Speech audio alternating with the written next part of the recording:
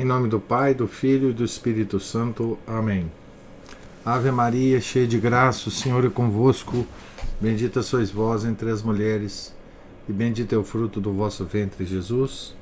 Santa Maria, Mãe de Deus, rogai por nós, pecadores, agora e na hora de nossa morte. Amém. São Felipe Neri, rogai por nós. Nossa Senhora de Fátima, rogai por nós. Em nome do Pai, do Filho, do Espírito Santo. Amém. Então, estamos aqui no capítulo Esposa de Cristo, da biografia de Santa Teresinha do Menino Jesus, escrita por Henri Guéon, na seção Mestra de Noviças, página 115. No mês de fevereiro de 1892, ao término do priorado da Madre Maria de Gonzaga, é eleita priora a Madre Inês de Jesus. Por delicadeza, para render homenagem à antiga priora e para permitir-lhe dar vazão ao seu temperamento ativo, que, como vimos, era devorador, a nova madre pensou que converia nomeá-la mestra de noviças. Mas, temendo que a sua brusquidão e os seus caprichos no encargo que exigia muito tato, deu-lhe como auxiliar a irmã Teresa do Menino de Jesus. Por aí se vê a estima em que tinha a irmã de sangue,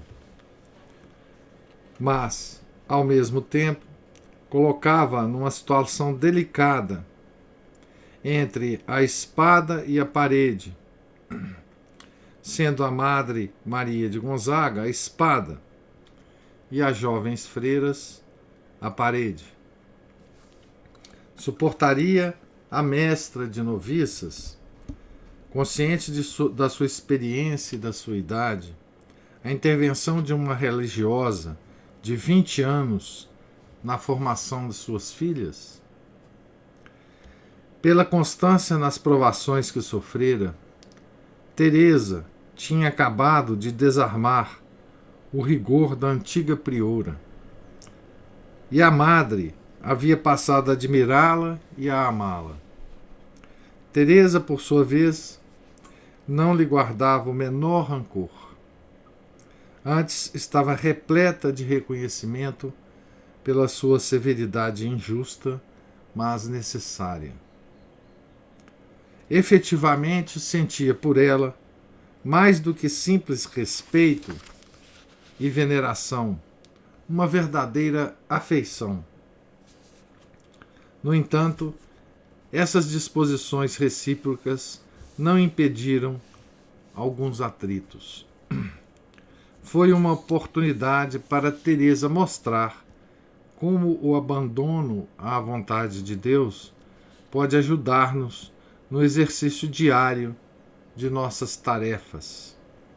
Não sabemos como se arranjou para harmonizar os seus pontos de vista com os da superiora, sem prejudicar as almas que tinha de dirigir em combinação com ela. O que é certo é que sofreu. Conta-se que, ao fim e ao cabo, foi Teresa quem exerceu efetivamente o cargo de mestra, embora não levasse o título. E não nos custa crer que tenha sido assim. Mas parece pouco provável que a Madre Maria de Gonzaga tivesse abdicado da sua autoridade, deixando-a resvalar-lhe das mãos. Pelo contrário, devia exercê-la do alto e, de vez em quando, lançar-se a algum ataque direto, provocando grandes desordens. Mas o Espírito de Deus as consertava. Teresa tinha 5 filhas, 5 almas que devia carregar às costas. No dia da sua promoção, pensou que o peso era tão grande, tão superior às suas forças, que se colocou a toda a pressa nos braços de Deus. Senhor, palavras de Santa Teresinha, né? Senhor, vós vedes que sou muito pequena para alimentar as vossas filhas. Se quiserdes dar-lhes o que convém a cada uma, enchei as minhas pequenas mãos, e então, sem deixar o vosso regaço, sem sequer desviar a cabeça, eu distribuirei os vossos tesouros à alma que vier pedir-me alimento. E acrescenta: ao compreender que me era impossível fazer qualquer coisa por minhas próprias forças, a minha tarefa pareceu-me simplificada. Ocupei-me interiormente e unicamente em unir-me a Deus mais e mais, sabendo que o resto me seria dado por acréscimo. Como vemos, sempre volto ao tema da união com Deus pela diminuição de si mesma. Aliás, é também o que aconselhará às suas filhas, esforçando-se por vivê-lo antes. Já dissemos e repetimos que, nestes lentos anos de convento, sem êxtases, vozes, arroubamentos ou consolações interiores, Teresa quase nunca sentiu Deus verdadeiramente presente. No entanto, permanecia unida a Ele. É que Deus lhe sustentou, minuto a minuto, a fé, a esperança e o amor. Pode-se, por acaso, pensar que somente a vontade, a simples vontade humana de crer, de esperar e de amar, teria bastado para mantê-la sadia de espírito e de coração na senda desse ascetismo implacável? Se a contemplação amorosa de Deus não lhe proporciona nenhuma felicidade, infunde-lhe, no entanto, um vigor sempre renovado. Quanto mais Teresa se mortifica, mais a graça a vivifica. Além disso, todo o conjunto dos dons do Espírito Santo se encontra à sua disposição, gratuitamente, em particular os de sabedoria e de fortaleza, e ela lança mão deles diretamente, sem intermediários, sem hesitações, sem premeditação. Nestes anos, Teresa aprendeu a ser forte, aprendeu a ser prudente, adquiriu elevadas virtudes, mediante um esforço aguerrido. Mas nada disso teria bastado para resistir à tormenta. Há um ponto dessa sensação de abandono por parte de Deus em que a sabedoria humana se decompõe e a força humana se quebra, por mais apoiadas que estejam em sólidas razões e na evocação absolutamente real dos antigos favores divinos. O passado de Teresa afirma-lhe que Deus é seu amigo. E o conhecimento das verdades da fé assegura-lhe que continua a sê-lo.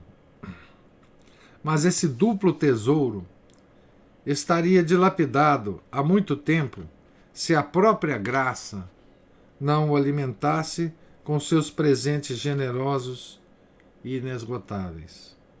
Melhor dizendo, esse tesouro já se exauriu, pois Teresa não armazena recordações. É Deus que a alimenta dia a dia, com um alimento sempre renovado.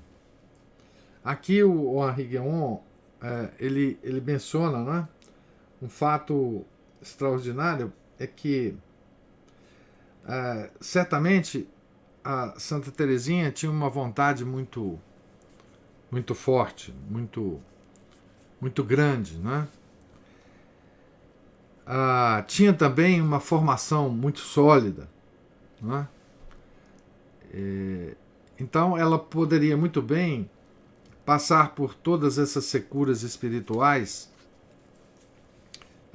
através das lembranças, das consolações pequenas que ela teve na infância, intelectualmente lembrar de toda a doutrina católica, mas ele chama atenção que isso, só isso, ao longo do tempo, isso não basta, né?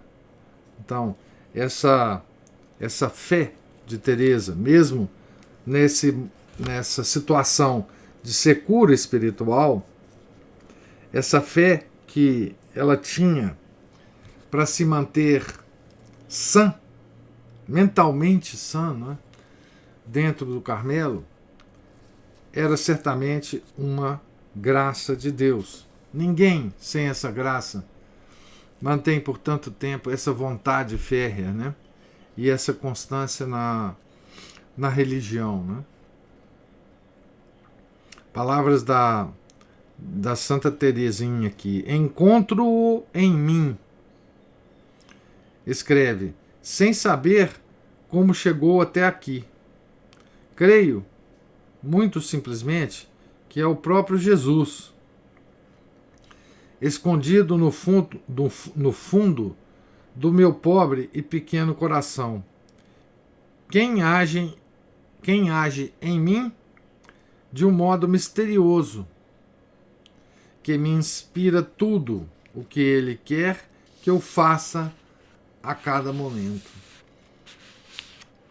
Então é o Jesus escondido, né, dentro do coração dela, porque ela não o vê, não o sente, né? Tudo o que Ele quer que ela faça e que sinta, e pense, e sofra, e ame. É assim que ela consegue avançar, e é assim que consegue dirigir as suas irmãs. Os seus atos são atos de Deus. Os seus pensamentos, pensamentos de Deus. Como se pode dizer que Deus se retirou?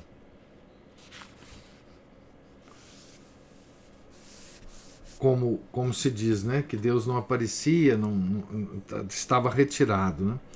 Ele estava retirado apenas de modo sensível, né?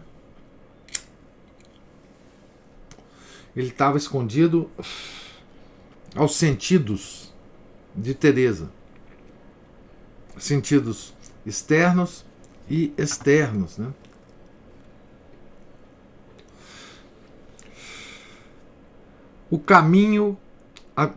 A Caminho da Perfeição é o título do capítulo que a gente inicia agora.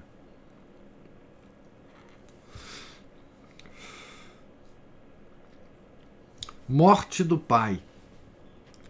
Celina no Carmelo. Da última vez em que o Sr. Martin pudera ser conduzido até o parlatório, vago, balbuciante, irreconhecível, semelhante em todos os aspectos àquele profético visitante que Teresa vira nos Boissonnet no momento da despedida, levantara os olhos e a mão para o céu, apontando-o com um dos dedos, e permanecera bastante tempo nessa atitude. Chorava, e as lágrimas tinham-lhe velado a voz. Só pudera dizer uma palavra: para o céu, para o céu. Lembra a expressão do São Felipe Neri, né? Eu prefiro o paraíso, né? Que ele usava muitas vezes, né? Principalmente quando o Papa lhe ofereceu a posição cardinalícia, né? Ao São Felipe Neri, né?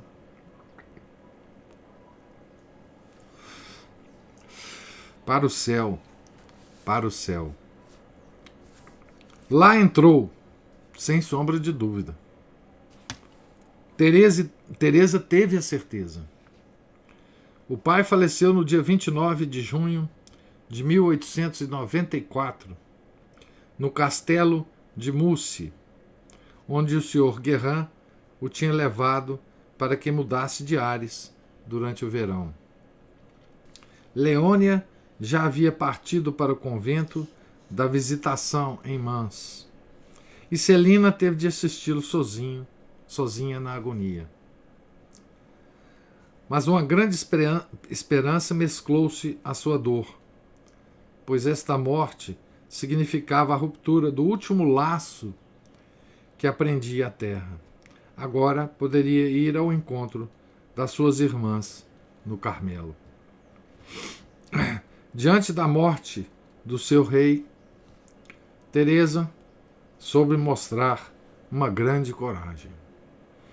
Alegrou-se com a libertação do pai e passou a rezar-lhe como se reza a um santo.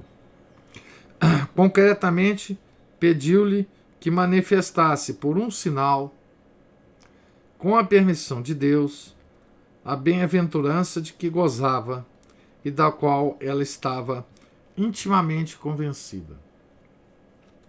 Esse sinal, assim o pediu, seria a entrada de Celina no seu convento. Algumas religiosas não viam com bons olhos que se reforçasse o partido Martin com a chegada de mais um membro. Já sabemos, no entanto, o cuidado que Teresa punha em manter distância no plano humano entre ela e as irmãs. E também que estas tinham acabado de reconhecer que esse distanciamento era fruto exclusivo de um alto grau de perfeição e de conformidade com a regra carmelita. Não havia, portanto, razão para temer que a presença de Celina favorecesse a constituição de uma casta de família capaz de dominar aquela santa comunidade. A oposição vinha principalmente de uma respeitável madre, cujo nome desconhecemos, mas cuja opinião tinha peso e que parecia irredutível. A madre priora, Inês de Jesus, não podia defender com demasiado calor a causa da sua própria irmã. Como tudo parecia complicar-se cada vez mais, um dia Teresa dirigiu a Deus, após a comunhão, um apelo supremo que parecia uma intimação. Ora bem, depois da ação de graças, viu aproximar-se a religiosa hostil, que com lágrimas nos olhos lhe declarou ter refletido melhor e desejar agora vivamente que se atendesse à solicitação de Celina. O bispo, diante da unanimidade das monjas, não teve senão que decidir no sentido mais favorável. O Sr. Martin respondera à filha: estava vivo entre os eleitos. Que alegria reencontrá-lo como antes, e mais paternal ainda. Escreve Teresa a Celina no dia 19 de agosto. Ainda não faz um mês que foi para o céu e já todas as tuas filhas, as tuas diligências começam a dar certo. Então, não está aqui muito claro, né, a oração que Santa Teresinha fez a Deus depois da comunhão, né? Apenas uma observação aqui do Henri Guéon, né? Que chama isso um apelo supremo, que mais parecia uma intimidação, né? Ela deve ter sido, então, como acontece às vezes com os santos e as santas, né? Falado bastante brava, né? Com Deus. E eis o sinal, então, que Deus deu a Santa Teresinha, né? De que o senhor Martin estava já no céu, né? Esta foi talvez a última oportunidade em que Teresa se serviu da pena para falar à sua querida irmã. Ela se correspondia com Celina enquanto ela estava fora do Carmelo, né? Vem, nós sofreremos juntas. E acrescenta, e depois Jesus tomará uma dentre nós, e as demais permanecerão por um pouco de tempo no exílio.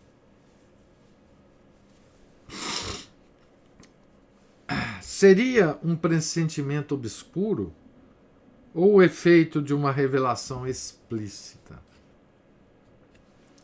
Não parece que a doença que haveria de levá-la já se tivesse feito sentir no seu corpo. Seja como for, Teresa corrige-se logo a seguir. Não te preocupes com a minha profecia. É só uma infantilidade. Não estou doente. Tenho uma saúde de ferro. Mas o Senhor pode quebrar o ferro como se fosse argila. Então, não é uma profecia, mas talvez seja uma profecia, né?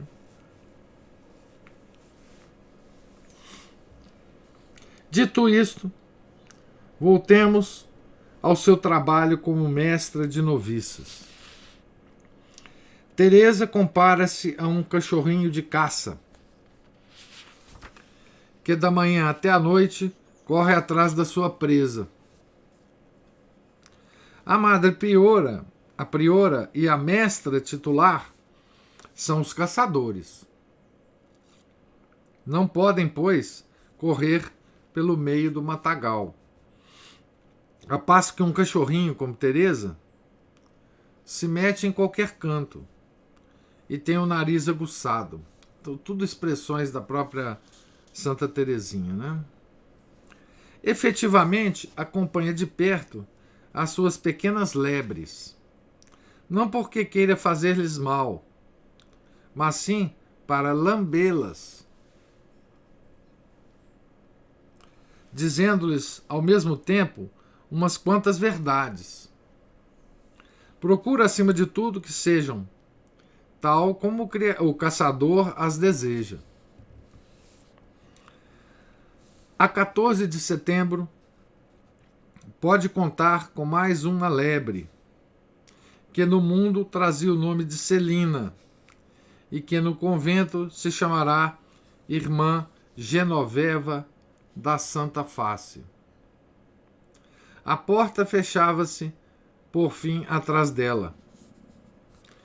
De quantos perigos não escapou.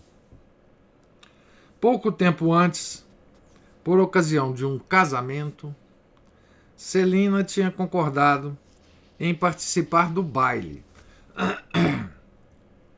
A contragosto, sem dúvida, mas sabemos como é o coração de uma moça jovem. Basta, às vezes, uma dança para fazê-la esquecer que já está comprometida com outro. Celina havia, pois, cedido ao convite de um belo rapaz, mas Teresa pôs-se a rezar. E aconteceu algo em que é difícil acreditar. No momento em que quiseram dançar, o jovem casal sentiu-se incapaz de dar um passo sequer. Os dois pares de pés ficaram colados ao chão. O espetáculo era ridículo e ambos os dançarinos, de comum acordo, resolveram desistir. Tudo terminou, no fim das contas, com um passeio muito convencional. Celina encontrava-se, portanto, definitivamente abrigada dos prazeres do mundo, e a sua irmã, bem cedo, lhe ensinará a não ter nenhum outro desejo senão o de amar Jesus até a loucura. O amor de Deus é exigente, sem dúvida, mas, como disse São João da Cruz, todo-poderoso em obras, que sabe tirar proveito de tudo, mesmo de um baile. Então aqui foi, digamos assim, um ato milagroso, né, que aconteceu com a Celina, que poderia, quem sabe, se perder, né, para a vida religiosa, né? Então, com a entrada de Celina, cumpria-se o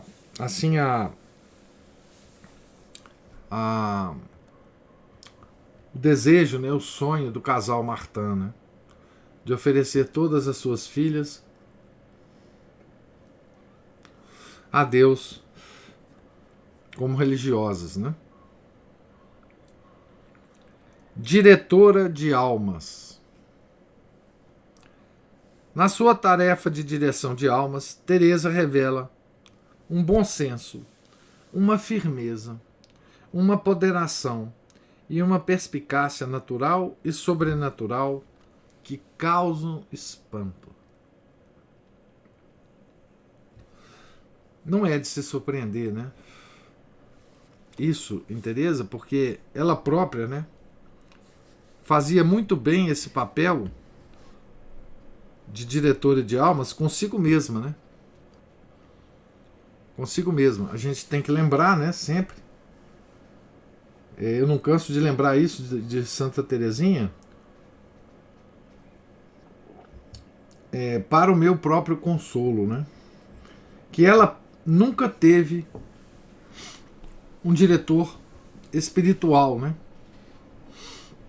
Ela nunca pôde, né, descarregar o seu coração e os seus problemas e as suas angústias com ninguém. Então ela sabia muito bem, né, os caminhos que uma alma trilha, né, na via espiritual, né?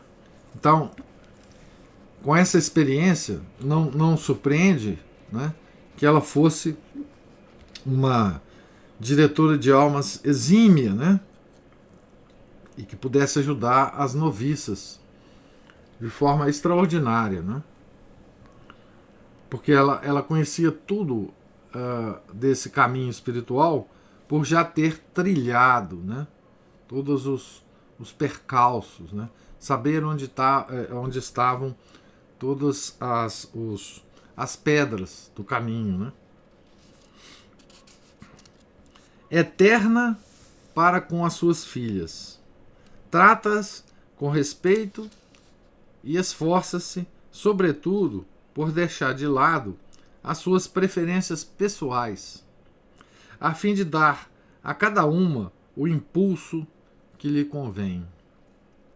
Imagina a graça, então, que essas noviças, né, tiveram por ter a Santa Teresinha, né, como mestra de noviças.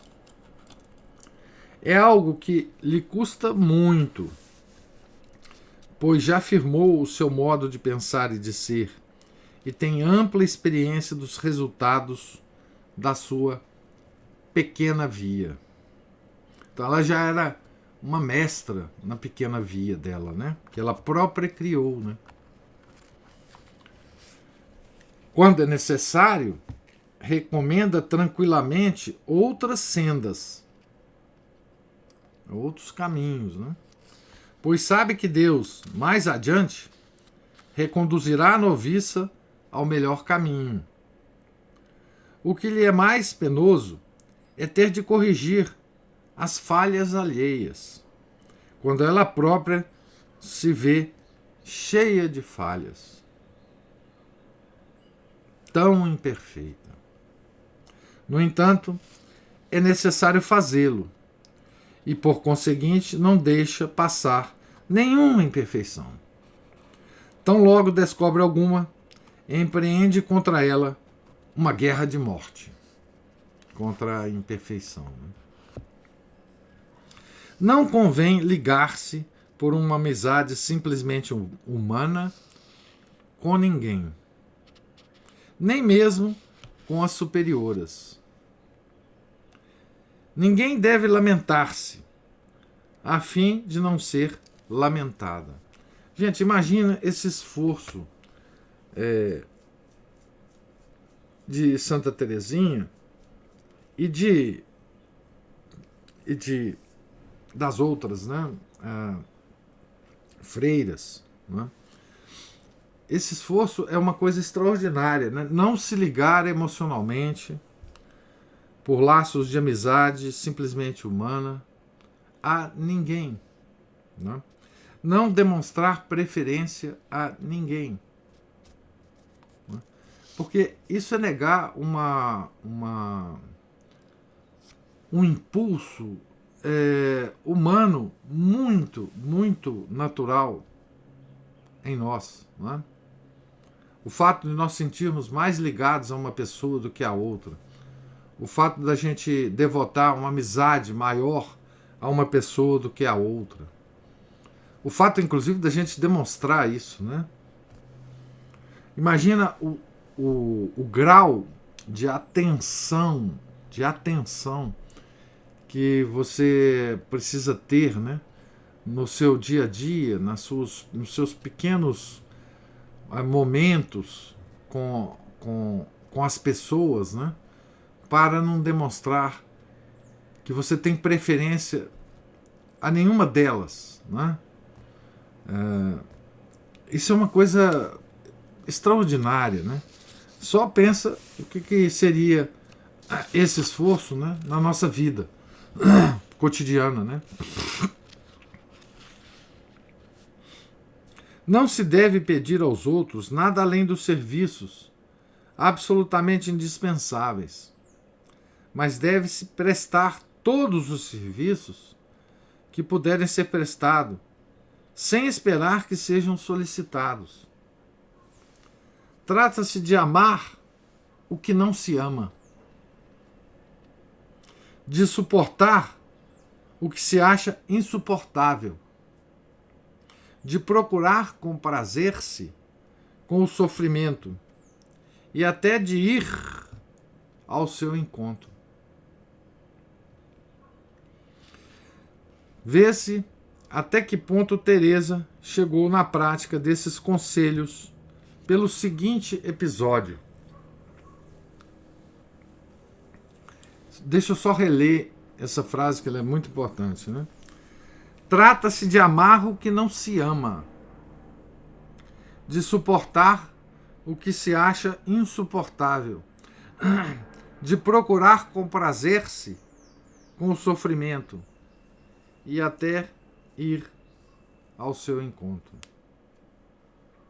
Então vamos ao episódio, né? Uma das suas vizinhas no coro, né, da igreja, mexia continuamente nas contas do terço. E esse barulho dificultava-lhe o recolhimento.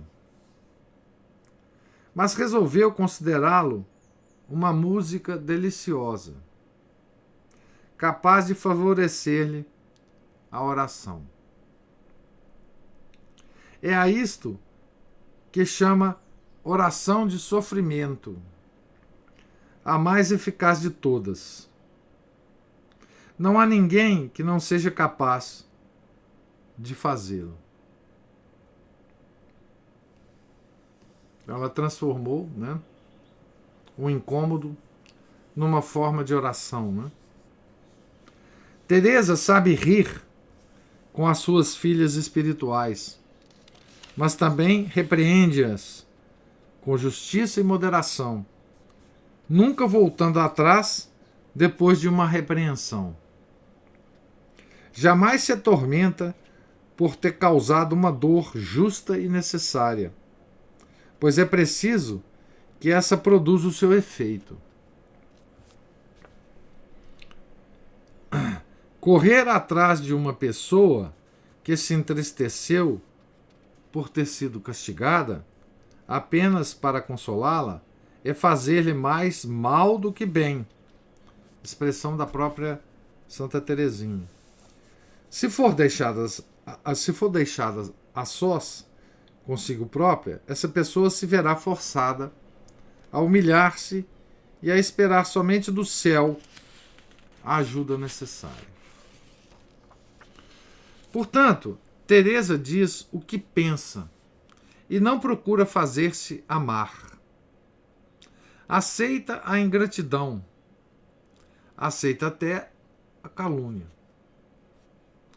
Franca com as noviças, cuida de que sejam igualmente francas com ela. E chega a animá-las a criticar a mestra, mostrando-lhes a necessidade de que o façam, pois não lhe desagrada nada. Muito pelo contrário, que sejam as suas filhas quem lhe mostre os seus defeitos. A graça não deixará de suprir eventuais arranhões que a sua autoridade venha a sofrer. Mesmo que a magoem, mesmo que a aborreçam, com confidência sem nenhum interesse, deixa-as falar. É uma dupla ocasião de mortificação. Para ela, Teresa, né? Frequentemente, tende a ver-se com pessoas suscetíveis, fracas ou obstinadas, mas nunca abandona a peleja. Tal como Joana d'Arc, combate pelo céu. Atribui a Deus todas as vitórias e a si própria as derrotas. Certa noviça vangloria-se diante dela de ter feito prevalecer a sua opinião. Ah, queres dar-te muita importância, exclama Teresa. Quanto a mim, evito o mais possível fazer esse tipo de coisas. Prefiro repetir com Nosso Senhor: não procuro a minha glória. Outros se ocuparão dela. Foi a resposta de Santa Teresinha, né? Apesar de lançar mão de todos os argumentos e admoestações que podia, deixava completamente nas mãos de Deus o cuidado de curar alguma alma indócil ou assediada por tentações. Quando soava o sino, terminava imediatamente a conversa, pois sabia que cumprir a regra à risca era mais eficaz do que quaisquer palavras. certo dia, suspendeu as confidências de uma noviça no momento em que se ouviu o sinal para a oração. E a noviça despediu-se dela num estado de profundo abatimento. Deus te chama. Ele quer que sofras sozinha, disse-lhe Teresa à saída. E aquilo que teria dito à irmã, disse-o a Deus. Ao mesmo tempo, a noviça, no decorrer da oração, sentiu crescer dentro dela uma paz desconhecida, e todas as suas dúvidas se desvaneceram. Teresa tinha começado a obra, Deus a terminara. Pouco a pouco, à força de simplicidade, Teresa começou a regozijar-se com a sua própria insuficiência. E assim, quando uma das suas filhas se retirava sem ter encontrado nos seus conselhos o desejado consolo, a esperança da mestra, ao invés de esmorecer, agigantava-se. Era um sinal de que precisava passar a tocha a Deus, que poria em ação a sua graça. Teresa, por sua vez, secundava a graça com a sua oração e a sua humilhação. Veja que coisa extraordinária, né?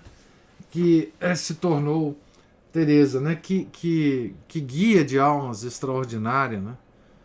Se tornou Teresa, né? Que privilégio, né, dessas noviças.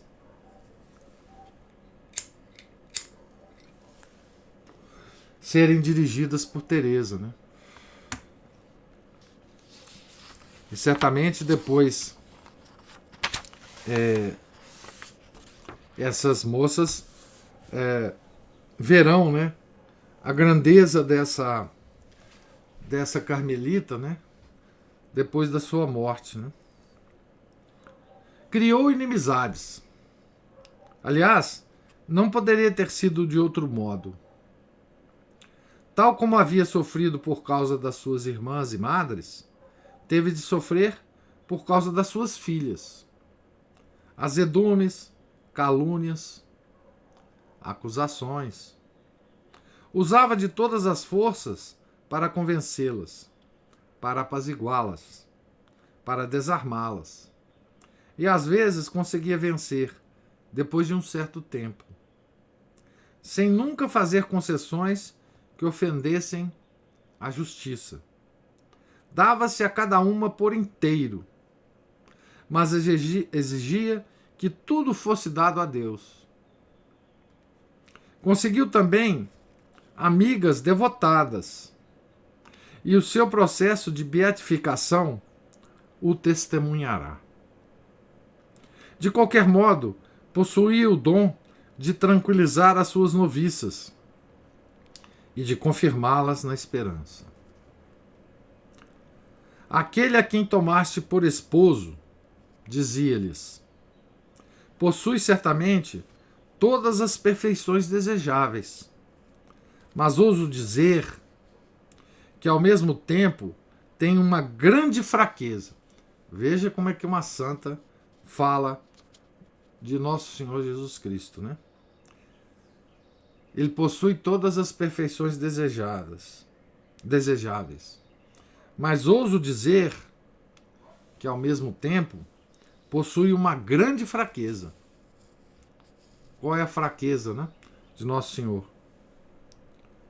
Que é de ser cego. Se há uma ciência que ele não conhece, é a ciência do cálculo. Se enxergasse com toda clareza e se pusesse a calcular, não pensais que diante de todos os nossos pecados nos faria voltar ao nada? Mas não. O seu amor por nós torna-o positivamente cego. Para torná-lo cego assim, porém, e para impedir que se ponha a fazer o menor cálculo, é preciso saber pegá-lo pelo coração. E acrescentava: é esse o seu ponto fraco.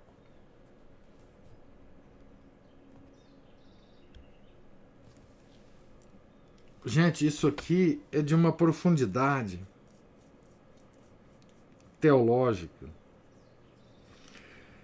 é de uma profundidade espiritual, não é? Porque dito assim, não é? Dito como Santa Teresinha disse aqui, né? Parece uma coisa até engraçada, né? Parece um raciocínio de criança, né? Mas isso é de uma profundidade, porque o que está sendo dito aqui é um tema já tratado por grandes teólogos, né? Que é um tema assim, é de que Deus, uma vez que nós tendemos a Ele, né? Ele esquece os nossos pecados. Né? Como Santa Teresinha disse aqui, né? Ele se torna cego. Né? O tema parece esquisito, né? Deus não esquece nada. A gente sabe disso, né? Deus sabe tudo. Sabe os mínimos detalhes da nossa vida. Ele sabe todos os nossos pecados. Tudo que aconteceu conosco. Não é? Ele absolutamente não esquece nada.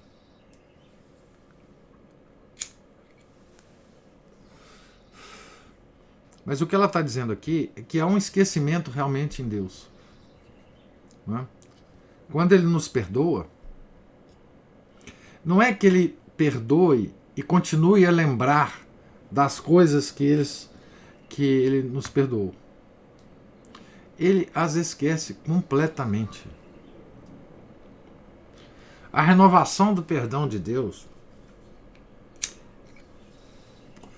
nas nossas confissões, esse perdão, não é, significa de fato um esquecimento. Quando Deus esquece alguma coisa, ela perde a sua existência. Né? As coisas só existem porque Deus lembra de todas elas o tempo todo. Né? Todo o universo, todas as coisas criadas, nós mesmos, só existimos porque Deus lembra, né, permanentemente que nós existimos. Se ele esquecer algum de nós, nós deixamos de existir. Nós vamos para o nada. Não é? E ele tem esse mistério em Deus, né? Ele esquece os nossos pecados. Significa que os nossos pecados vão para o nada. Né? Então, assim, esse trecho aqui que Santa Teresinha fala, né? Da fraqueza de Deus, de se tornar cego, né? É um mistério insondável de Deus. Um mistério insondável. Né? Desde que nós nos aproximemos do coração de Nosso Senhor, né? Desde que nós consigamos pegá-lo pelo coração, esse é o ponto fraco, né? Dele. Isso é uma coisa extraordinária. Um mistério insondável. Esse mistério tem a ver com uma outra coisa que os santos dizem, né? Que se nós nos colocarmos aos pés da sua cruz, muitos santos falam isso, inclusive Santa Teresinha, né? nós conseguimos consolar o coração de Nosso Senhor. Não é? Que é outro mistério insondável. Né? Como nós, criaturas miseráveis, podemos consolar o coração de Deus. Né? Como isso ocorre, né? Mas isso é garantia de todos os santos. Né? Nós devemos nos aproximar da cruz de Nosso Senhor, não para obter nenhum tipo de vantagem, né? Mas para consolar o coração de Deus. Né? Enfim, um mistério. A nossa religião é plena de mistérios luminosos, digamos assim, mistérios luminosos. Nada a ver com os mistérios luminosos aí do terço moderno, não. Mas são mistérios que iluminam, não escondem, iluminam, embora nós não entendamos esses mistérios, né? Não entendamos esses mistérios. Não se deve, é claro, abusar dessa fraqueza de Deus para pecar livremente. Mas se cometeu algum pecado, deve-se esquecê-lo depois de o ter confessado, num grande e generoso ato de amor, a fim de que também ele o esqueça. Então aqui é uma regra contra os escrúpulos, né? Contra os escrúpulos. Uma vez confessado o pecado, esqueça você mesmo dele, porque aí ajuda a Deus esquecê-lo, né? Essas eram as belas lições que permitiam à irmã Teresa vencer a lassidão, as inquietações e as tristezas das suas filhas. Não se pode assegurar, porém, que todas as noviças, mesmo as mais inteligentes e as mais santas, dessem a esses ensinamentos o devido valor, pois a vivacidade de linguagem da mestra dissimulava-lhes a profundidade. Foi isso que eu acabei de falar, né? Como é divertida, deviam comentar. Aliás, quando Teresa não estava no recreio, as religiosas diziam entre si: hoje não vamos rir. Porque Teresa não estava lá. Né? Então, a linguagem de Santa Teresinha, ela esconde uma profundidade espiritual, teológica, doutrinária, extraordinária, que ela tinha, obviamente, né? E que ela expressava de forma leve, de forma divertida, né? Para as suas noviças e nas suas cartas e na sua história de uma alma, né? Pois bem, vamos terminar aqui na página. Estamos na página 124, no capítulo A Caminho da Perfeição, e na sessão exatamente que ele vai falar do livro de Santa Teresinha, A História de uma Alma. Então, pergunto a vocês se vocês têm alguma observação ou pergunta a fazer a respeito dessa leitura de hoje.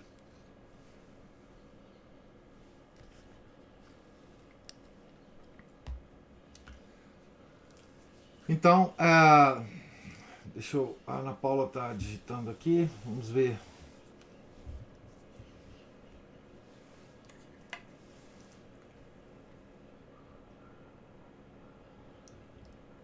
Vou falar que é mais rápido do que digitar.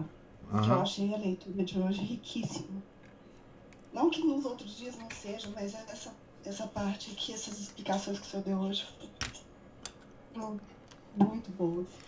Isso é um mistério realmente, assim, Porque ninguém... se os santos não tivessem dito isso, né, sempre, ninguém poderia aproximar-se da cruz do Nosso Senhor para consolar o coração dele, né? Porque isso seria até uma blasfêmia, né?